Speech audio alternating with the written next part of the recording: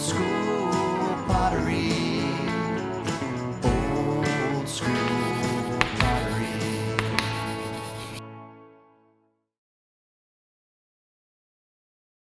Get a little damp on there. Okay, and that should be good. Now you want to get your hands in there and do this. And make that stop wiggling. Just bring all that clay from the bottom up to the top, make little pyramids. Just like that, okay? Now you do it. Down. All the way down, and then pull it up. Pull it up like this, like All the way down. There you go. Go all the way down to the surface, nice and slow. Take your time and do it this way. Nice and slow, Emmy. Take your time and slowly bring it up. Sorry. Give you a little more moisture That's there. Emmy. There you go. That's it. Let's get all the way down and bring it all the way to the top like that. Okay? Nice. Very good. Now I want you to put one hand on one side and take the other hand and smush it down. One hand, there you go. Smush it all the way down. Put your other hand next to it so you can feel it. Is that cool? Yeah. All right. Let's get a little more water and do it again. Daddy's got to get the Push it all the way powder down. going at the house. There you go, and push. Excellent. Here, let's get just a little more. Elena's creation. She's a little bit more elbow grease in it. That's all right. We'll get that. Now, this is the fun part. Take one finger and put it across here, So used to clay with and then me. push into it. All right? Let me get that. Now, you push it. What? Push down straight. Push down right in there. Make a hole. Excellent. Excellent. Now, can you take that finger this way and pull towards you a little bit? Towards you. Towards you. Pull it you. that way, towards you. Here, let's do it slow. That's all right. Get it in the hole. Awesome. Okay, let's make that a little flatter for you, make it easier. Now stick your finger straight down, straight in. There you go. Now you got it like that, pull towards you, like this. And stop. Look at that, you made a cup. Oh my gosh. How cool is that? Look at her face. You've got a cup going there. Here, let's make that teacup off. And we'll get a little bit of a rag here. Since we can't really take it off here for a little while, you can take this home and set it on the shelf to dry. And then mommy or your great aunt or somebody can fire it in a kiln for you, and you'll have a teacup that you made. Is that cool? Yeah. All right. Go enjoy that. What do you say? Thank you. You're welcome, dear. Thanks for stopping I by. need to clean off my hand. Here, I got stuff for you.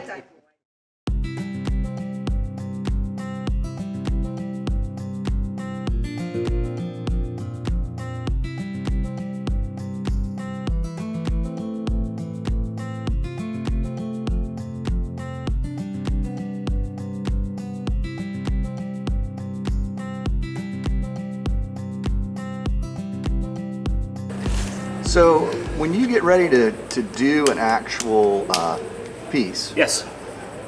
do you have a thought process of what you're going to do, or is it just kind of like a organic thing that happens on its own? Does it just like magically happen, or In some do you actually cases- think? I would say 9 times out of 10 I have an idea going in, and for whatever reason the clay thinks it wants to go another direction. Okay. I've had that happen. It's like I'll roll with it. I'm not experienced enough to make it think differently. I've taken wanted to make a nice little pitcher and it ended up as a bowl. And you know, centrifugal force pushes out in the edges of the walls, so everything wants to be a bowl. That's how all pottery starts. Okay. And guiding it back in and shaping it and keeping it up and, you know, doing different things with it, you can convince it not to be a bowl. But if it goes badly, you can always trim off the top edge and make it a bowl.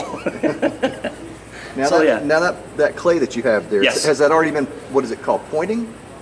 Wedging. Wedging. Yes. Okay. In this case, since I'm on the road, I wedged a bunch of little balls of clay last night. Okay. And in most of my throwing, I'll wedge for a specific size. If I should say a specific weight. Okay.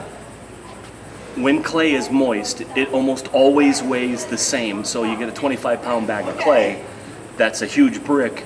You slice off 2 or 3 pounds, you wedge that, and then you slice those into smaller balls. The reason I make an 8 or a 12 or a 14-ounce ball of clay is that I know in my mind, from doing many of them, that a 14-ounce is a nice tall mug. You know, 12 ounces will give me a decent cereal bowl or something like a noodle bowl. Okay. 8 ounces can do a little pitcher or you know, creamer or something like that, or even a teacup. Okay. So I made 3 sizes, weighed them all out yesterday, shoved them into bags, and So now I know what I got. size is that you have in your hand? This is an 8-ounce ball of clay. Okay. I'm going to actually use some of this to mount this bat onto my wheel because this does not have pins. This travel wheel was kind of just for this reason. If I can take it on the road, it's light. I can put it in my truck and do demos with it. Let me So- get a shot of that travel wheel. Okay, so that's like a inexpensive. It is a Amazon much wheel? less expensive Amazon purchase. I think it's even Chinese, I hate to say. But there's nice little grooves in here. I've got it set slow. So it has a digital readout or a pedal. I can actually kick this up if I remember which switch goes to the pedal. Okay, pedal over there. So you have a bucket of water there. I have a bucket of water. I have a bucket full of tools that I've laid out. And this is one of my tool holders. I think I got all the good tools out of here now. So what is that piece of wood called? This is Is it wood or is melamine. It's pressed wood. it- Okay. And the reason you use melamine is it has a little glue to hold the pressed wood together, but it's very absorbent. And the cool thing about that is if you make small pieces on it, you don't have to trim it off right away. The water will be pulled out of the bottom of it, Okay. and it'll separate on its own. So I don't have to trim all of them off the bat, and I can just give these to people that are in the show. So I use this bat particularly because it's a nice way to give a gift to somebody that made a donation to the Association of Veteran Artists. Okay. So putting in a little clay to mount it on the wheel.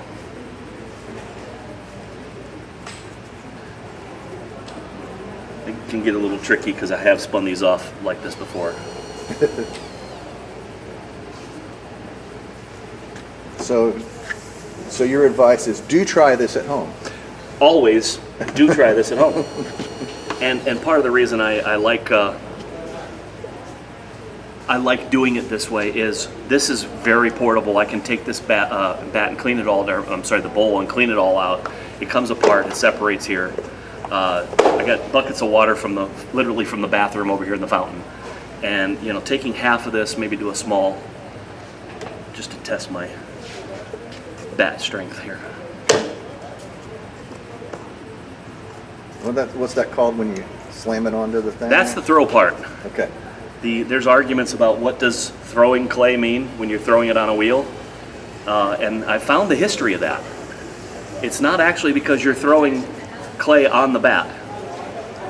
Back in really, really ancient times when, you know, pottery's been around for literally thousands of years, they had a wheel with a rope, and they ran this rope all around the wheel, and they took and tied a stick to it. Hi there. So they'd take the stick and they'd throw it, and it would cause the wheel to spin. Oh, okay. So that's the That's actual where it came origin of throwing on a wheel. Gotcha. Even though I do like to throw it on the back because there's some great therapy for making that thump on the wood table. So this is no different than if I was doing it on my big old wheel at home, except I was doing it a little slow. I still make the little pyramids here and wedge it on the bowl so you can see. Oops. I'll get that for you. Fine, thanks. Should have had it in there. Just drop it. Oh, you're using warm water? I am. Okay. There's really no reason except that it's better on my arthritis. Some people tell you, well, you know, warm water and clay causes, you know, things to dry faster or whatnot, evaporation. Yeah, we live in Florida, so nothing evaporates here. It hangs in the air for days. I'm going to do this again. I'm going to wedge this to the top. All right. And most of that is just to get the feel I'm for the I'm center. gonna zoom in on your hands a little Please. bit. You see here, I've got the edge. I didn't bring my, there's a little one. Extreme zoom.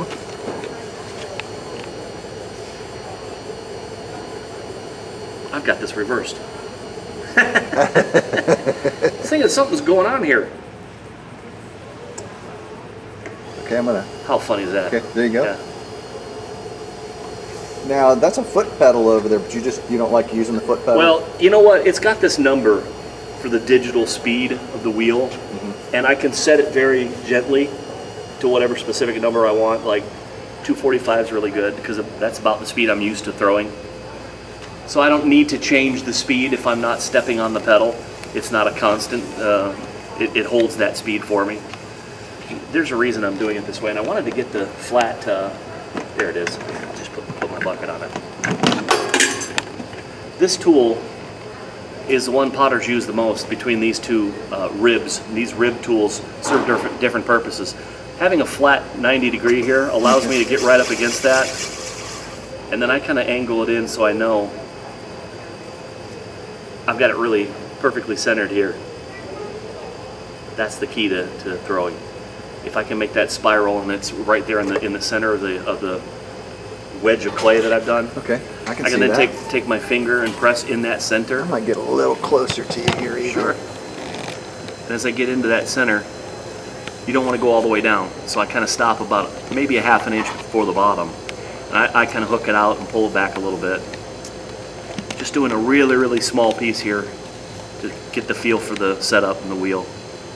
And maybe a little more. So now,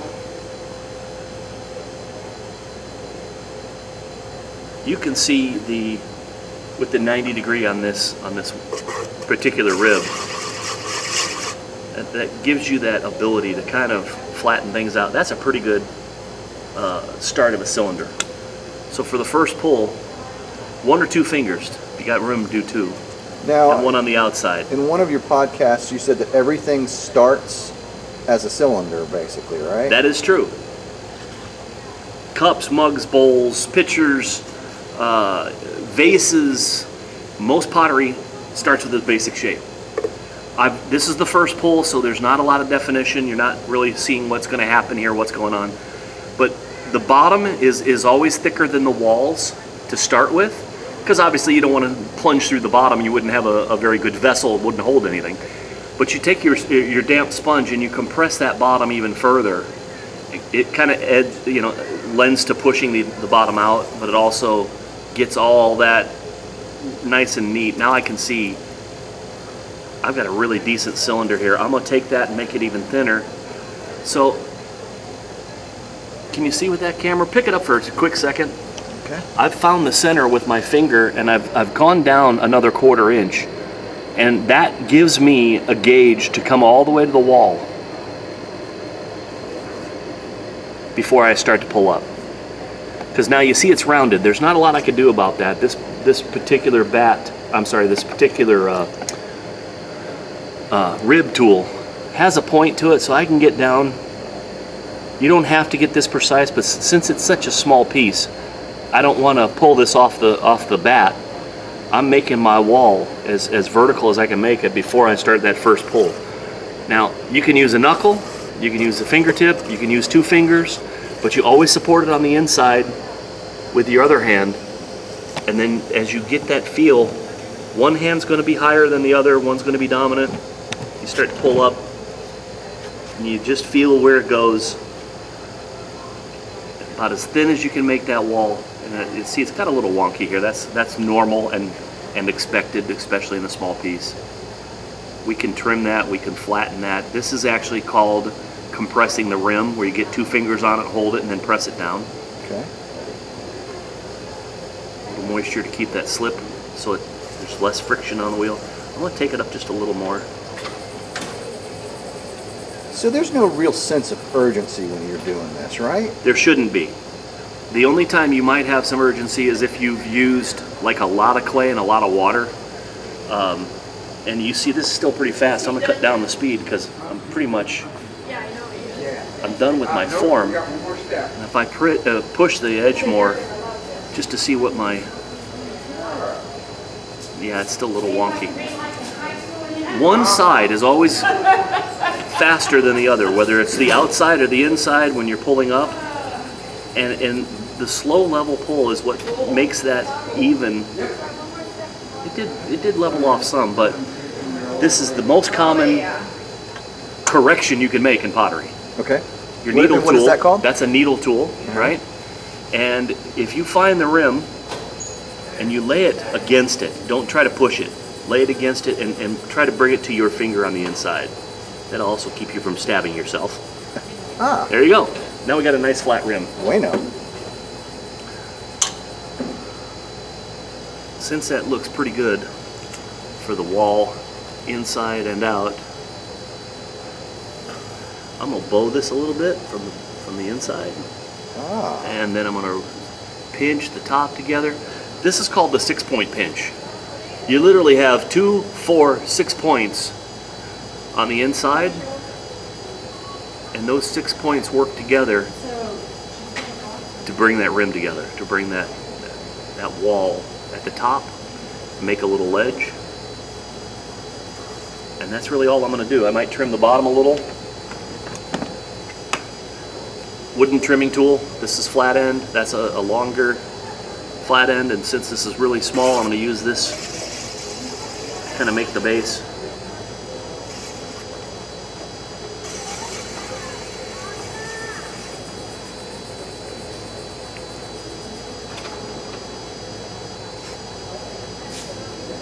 And that's that. all right. I'm going to leave that to dry for a little while. Now, normally I'd take the wire tool and I'd just wire that off the bat. And then, you know, I might put a little lip on this. We can still do that while it's wet. Pulling it down like this, just gently. And then I learned this trick from somebody on the internet. Bring your hand across the top this way. Now you got a little heart-shaped pitcher. Ah, beautiful. Still throwing a little water. It's damp, but that's the thinnest, smallest thing I've made in a long time.